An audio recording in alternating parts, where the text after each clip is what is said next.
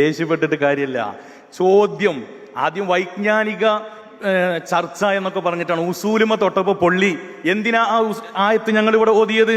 നിങ്ങളുടെ അൽമനാറിൽ നിങ്ങൾ രേഖപ്പെടുത്തിയത് എന്താണ്? വൽതകുൻ ഉമ്മത്തുൻ എന്ന ആയത്ത് ഓതിയിട്ട് അത് സംഘടനയുണ്ടാക്കാൻ തെളിവാണ്. അത് സംഘടനയുണ്ടാക്കാൻ ആമായ ആ ആയത്തിന്റെ തഹ്തിലാണ് നിങ്ങൾ സംഘടനയുണ്ടാക്കാൻ അത് തെളിവ് പറഞ്ഞത്. നിയ്യത്ത് കൊണ്ട് ഇബാദത്താവുന്നല്ലേ ഇമാമുമാര് പറഞ്ഞത്? എവിടെ പോയി? ഇവിടെയാണ് നിങ്ങളുടെ വാദം. നിങ്ങൾ നോക്കണം. അപ്പോ സംഘടന ഉണ്ടാക്കാൻ സ്വഹാബത്തിന്റെ ആവശ്യമില്ല. നിങ്ങളായി 3:15 വാക്കിലൊക്കെ 18 വളരെ സന്തോഷമുണ്ട്. നിങ്ങൾ നോക്കണം, വളരെ കൃത്യമാണ്. നമ്മുടെ വാദത്തിൽ നിന്നും വിഷയാവതരണത്തിൽ നിന്നുമാണ് ചോദ്യം. വിശുദ്ധമായ ഖുർആനിന്റെ ആയത്ത് ഉദ്ധരിച്ചുകൊണ്ടാണ് ഇവർ സംഘടനയുണ്ടാക്കിയത്. നിങ്ങളുടെ അൽമനാർ ഞങ്ങളുടെ കയ്യിലുണ്ട്. അപ്പൊ ചോദിക്കണില്ല ഇവിടെ സംഘടന ഉണ്ടാക്കലാണോ പ്രശ്നം? അല്ല, നിങ്ങൾ അതിനു വേണ്ടി പറഞ്ഞ ഉസൂൽ എന്താണ്? ആ ഉസൂലിനെ തൊട്ടപ്പോ നിങ്ങൾ വിഷയത്തിൽ നിന്ന് വഴുതി മാറി തെന്നി മാറാനുള്ള ശ്രമമാണ്. ഞങ്ങൾ അതിനനുവദിക്കുന്ന പ്രശ്നമില്ല നിങ്ങൾ വിചാരിക്കണ്ട.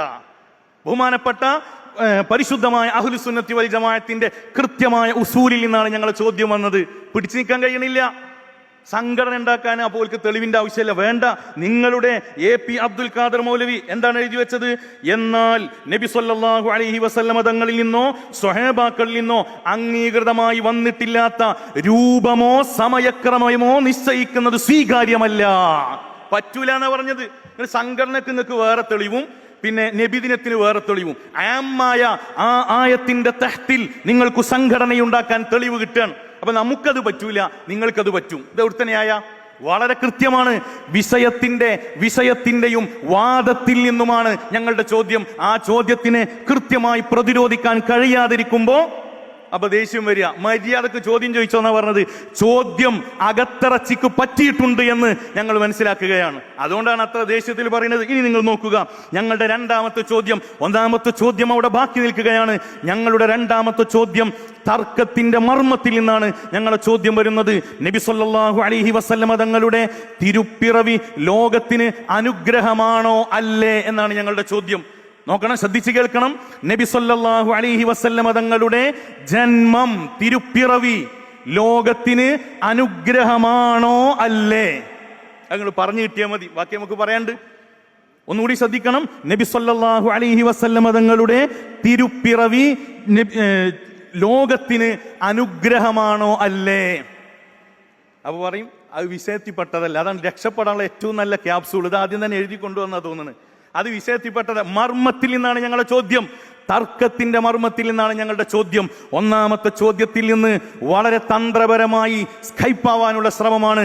അത് ഞങ്ങൾ അനുവദിക്കുകയില്ല. ഒന്നാമത്തെ ചോദ്യം അവിടെ ബാക്കി നിൽക്കുകയാണ്. രണ്ടാമത്തെ ചോദ്യത്തിന് മറുപടി പറയൂ. അൽഹംദുലില്ലാഹ്, ഒന്നാമത്തെ മറുപടി പറഞ്ഞു. ആ ആയത്ത് തെളിവാണ്. അത് ആമായ ദലീലാണ്. അത് മതി. അതിന് ഖാസാക്കേണ്ട കാര്യമില്ല. അത് സംഘടന ഇബാദത്തല്ല. തെളിവ് പറഞ്ഞു, മറുപടി പറഞ്ഞു. നിങ്ങൾ കേൾക്കാത്ത എന്താണ്? രണ്ടാമത്തെ മറുപടി തിരുപ്പിറവി റഹ്മത്താണോ? റഹ്മത്താണ്, സംശയമില്ല. നബി തങ്ങൾ പറഞ്ഞു ഫീഹി യൗമ ഉലിത്തു, ഞാൻ ജനിച്ച ദിവസമാണ്, തിങ്കളാഴ്ച നോമ്പ് നോറ്റോളിന, അന്ന് ബിരിയാണി നോടിന്നല്ല പറഞ്ഞത്. അപ്പൊ അത് റഹ്മത്താണ്. പക്ഷെ അത് നിങ്ങൾ ഞെഴ്മത്തായി കൊണ്ടെടുക്കേണ്ട ഇവിടെ, അവിടെയാണ് പ്രശ്നം. ഏതായിരുന്നാലും രണ്ട് ചോദ്യം മറുപടി പറഞ്ഞു. അപ്പൊ പറഞ്ഞ വിഷയം എന്താ? ഇപ്പൊ കാര്യശേഷം കൃത്യമായി വരുന്നുണ്ട്. എന്തായാലും ബിദ്അത്താണ് എന്നോർത്ത് ഇപ്പൊ തർക്കമില്ല. ബിദ്അത്താണ്. നബിയുടെ കാലത്തില്ല, സ്വഹാബയുടെ കാലത്തില്ല, താബിഈങ്ങളുടെ കാലത്തില്ല, അയിമ്മത്തുൽ പരിചയമില്ല. അത് നിങ്ങൾ ഇത്തിഫാഖാണ്. ഞാൻ നേരത്തെ ആവർത്തിച്ച് പറഞ്ഞു, നിങ്ങൾ നിഷേധിച്ചിട്ടില്ല. അയിമ്മത്തുൽ അർബഅക്ക് പരിചയമില്ല പറഞ്ഞു, നിങ്ങൾ നിഷേധിച്ചിട്ടില്ല. അപ്പൊ അതൊക്കെ ക്ലിയർ ആണ്. ഇനി എന്താണ് സംഘടന ഉണ്ടാക്കി? അത് ഞാൻ പറഞ്ഞു, സംഘടന ഉണ്ടാക്കുക ഒരു കുഴപ്പമില്ല. ഇനി വേണ്ടി ഉണ്ടാക്കി കൂടി എത്ര സംഘടന ഉണ്ടാക്കുക? പിരിയും തോറും പിളരും തോറും നമ്മൾ സംഘടന ഉണ്ടാക്കുക. ഒക്കെ ഈ ആയത്ത് മതി, വേറെ ആയത്ത് ആവശ്യമില്ല. ആ ഒറ്റ ആയത്ത് മതിയൊക്കെ. അത് ഓരോ കാലത്ത് എന്താണോ ആമായി ഹൈറായത് അതൊക്കെ ചെയ്യാൻ വിരോധമില്ല. പിന്നെ നിയ്യത്ത് കൊണ്ട് ഇബാദത്താവൂലേ, അതാണ് നമ്മൾ പിടുത്തം. നിയ്യത്ത് കൊണ്ട് ഇബാദത്താവ് എന്ന് പറഞ്ഞപ്പോഴാണ് അസ്ർ ഇബാദത്ത് അല്ലാതാക്കുമ്പോഴാണ്. അസ്ർ ഇബാദത്ത് അല്ലാത്തിനല്ലേ നിയ്യത്ത് കൊണ്ട് ഇബാദത്ത് എന്ന് പറയാം. അങ്ങനത്തെ ഒരു കാര്യം ചെയ്യാതിരുന്നാൽ അതെങ്ങനെയാണ് പിന്നെ മുങ്കർത്തായി മാറുക? അതെങ്ങനെ ശൈത്താന്റെ മാർഗമായി മാറുക? അതെങ്ങനെ പിഴച്ച വാദമായി മാറുക? അവിടെയാണ് പിടുത്തം. ഇത് നിങ്ങൾ നിയ്യത്ത് കൊണ്ട് മാത്രം ഇബാദത്താക്കേണ്ട പരിപാടിയല്ല. നബിദിനാഘോഷത്തിന് നിങ്ങൾ അസ്റുണ്ടെന്നാണ് പറയുന്നത്. നബിദിനാഘോഷം അസ്റുണ്ടെന്നത് മാത്രമല്ല, നബിദിനാഘോഷത്തെ നിങ്ങൾ ഈ റബീഉൽ അവ്വൽ എന്താ 930-40 ഈ റബീഉൽ അവ്വൽ എന്താണ്? നബിദിനാഘോഷം മൂല്യമുള്ള ഇബാദത്ത്. സുന്നി അഫ്കാറുകൾ തന്നെയാണ്. നബിദിനാഘോഷം മൂല്യമുള്ള ഇബാദത്ത്. നിയ്യത്ത് കൊണ്ട് ഇബാദത്താവുന്നല്ല പറഞ്ഞത്, അത് വേറെ. അത് ഈ മുനാദറ, ഈ സംവാദം നിയത്ത് ശരിയാണെങ്കിൽ നമുക്ക് കൂലി കിട്ടും. അതാണ് അപ്പറിന്റെ അർത്ഥം. എന്നാൽ അതുപോലെ ഒരാൾ പുതിയ നിസ്കാരം ഉണ്ടാക്കി ഈ തെളിവ് പറയാൻ പറ്റുമോ? പുതിയ നോമ്പുണ്ടാക്കി ഈ തെളിവ് പറയാൻ പറ്റുമോ? പുതിയ വല്ല ഇബാദത്തുണ്ടാക്കി ഈ തെളിവ് പറയാൻ പറ്റുമോ? മതത്തിൽ കൂട്ടിച്ചേർക്കാൻ പാടില്ല. കുല്ലു ബിദ്അത്തിൻ ളലാല, എല്ലാ ബിദ്അത്തും ളലാലത്താണ്, വഴികേടാണ്. അതാണ് ഇവിടെ മർമ്മം. നബിദിനാഘോഷം ബിദ്അത്താണ്, അത് മുങ്കറത്താണ്, വഴികേടാണ്, ളലാലത്താണ്. കാരണം മതത്തിൽ ഇല്ലാത്തത് മതത്തിലേക്ക് ചേർക്കലാണ്. നബിതങ്ങൾ റഹ്മത്തായതുകൊണ്ട് നബിദിനാഘോഷം ഉണ്ടാക്കാൻ നമുക്ക് അവകാശമുണ്ടോ? ഇല്ലല്ലോ. ഈസാ നബി റഹ്മത്തല്ലേ നിങ്ങൾ ക്രിസ്മസ് ആഘോഷിച്ചിട്ട്? അത് വിഷയം വേറെയാണ്. നബിതങ്ങൾ റഹ്മത്ത് വിശുദ്ധ ഖുർആൻ പഠിപ്പിച്ചു, വമാ അർസൽനാക ഇല്ലാ റഹ്മത്തൽ ലിൽ ആലമീൻ. അതൊന്നും ഒരാളും തർക്കണ്ടായിട്ട് കാര്യമില്ല, അത് യാഥാർത്ഥ്യമാണ്. അതേസമയം നിങ്ങൾ മതത്തിലേക്ക് പുതിയത് നിങ്ങൾ ഉണ്ടാക്കി കൊണ്ടുവന്നു, അതാണ് ഇവിടെ പ്രശ്നം. പിന്നെ സമയക്രമം, രൂപക്രമം ഇതുണ്ടാക്കാൻ പാടില്ല എന്ന് എ പി അബ്ദുൽ ഖാദർ ശരിയാണ്. അതിനാണ് ബിദഅത്തുൽ അസ്വല്. നബിതങ്ങൾ ആയമായി പഠിപ്പിച്ചതിന് നമ്മളെ വക സമയം വെക്കുക, നമ്മളെ വക രൂപം വെക്കുക, നമ്മളെ വക എണ്ണം വെക്കുക. എങ്ങനെ? യുദാഹി അശ്ശറഇയ്യ, ശറഇയ്യത്തിനോട് സാദൃശ്യമാകുന്ന രൂപത്തിൽ. അപ്പം അത് ബിദഅത്താവും. എന്നാൽ സംവാദത്തിന് സമയം വെച്ചു, പത്രിക ആരംഭിക്കാം, 15 മിനിറ്റ് അവതരിപ്പിക്കാം, 3 മിനിറ്റ് ചോദിക്കാം. ഇത് ബിദഅത്താണോ? അല്ല. ഇതെന്താണ്? അതിനകത്ത് ആയമായിരുന്നുള്ളത്. അതേസമയം മതത്തിലേക്ക് നിങ്ങൾ പുതുതായി കൊണ്ടുവരുമ്പോൾ അത് എന്തായാലും പ്രശ്നം തന്നെയാണ്.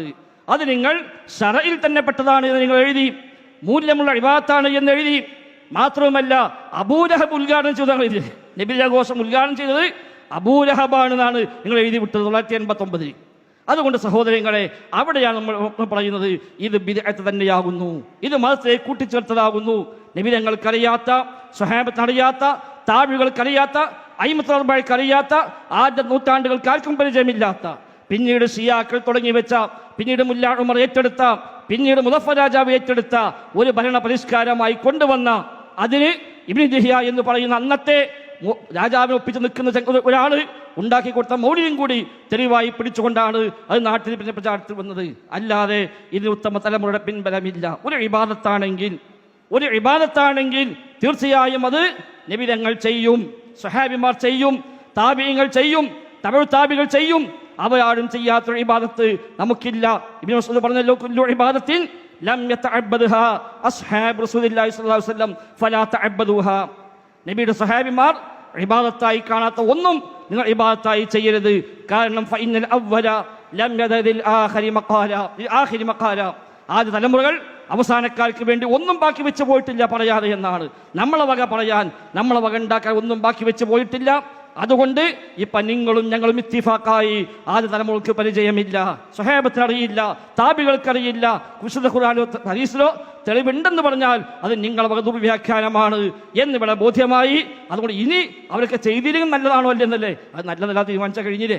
പിന്നെ വെറുതെ ഈ വാശിയും ബഹളും ഈ വക്കാണും ഇതിലേക്ക് നിൽക്കേണ്ട കാര്യമുണ്ടോ? അവരൊന്നും ചെയ്തിട്ടില്ല എങ്കിൽ അവർ ചെയ്തത് മതി, അല്ലാത്തത് വേണ്ടെന്ന് തീരുമാനിച്ചാൽ പ്രശ്നം തീരുമല്ലോ.